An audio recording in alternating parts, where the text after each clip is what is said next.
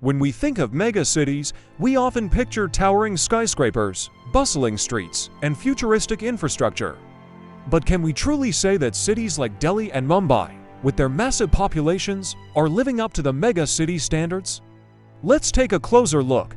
Watch the full video to feel the rage that has compelled me to make this video. Look at cities like Manila, Jakarta, and Nairobi. These cities, with far fewer economic resources than India, are rising as global giants. Despite their lower GDP per capita, they have built better infrastructure, cleaner environments, and stronger city management.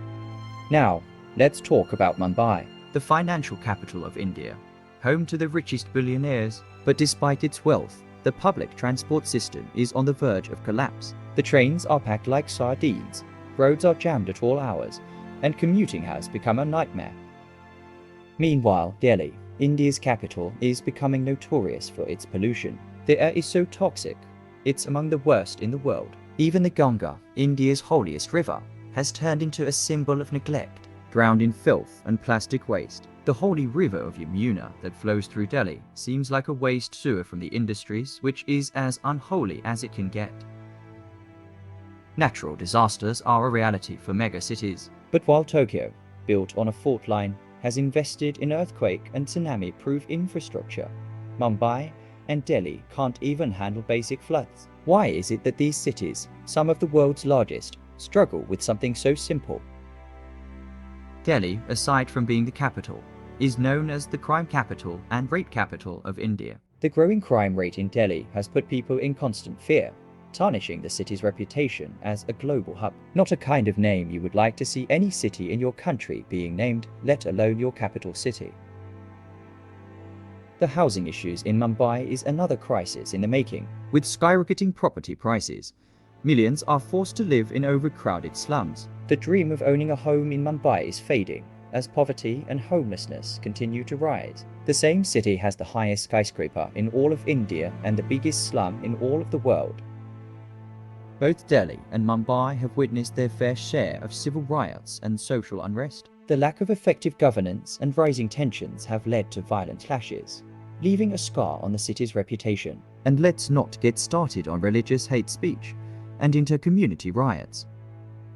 Even though cows are revered in Hinduism, the biggest religion in India, they often roam freely on the streets, blocking traffic and adding to the growing litter problem. Is this how you protect your supposed mother? These animals belong in places where they're respected and cared for, not left to roam, creating chaos in the city.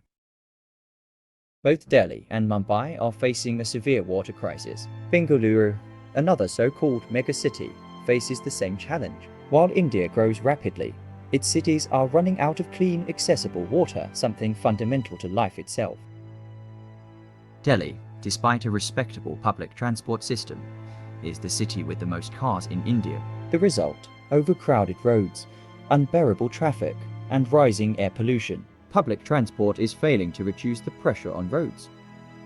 Street hawkers and e-rickshaws are everywhere in the cities, blocking roads and adding to the chaos. They have become a regular part of city life, but they're contributing to the clutter and traffic problems. The waylaking culture in India is next to extinct ATN, that is where these kinds of transport swoop in.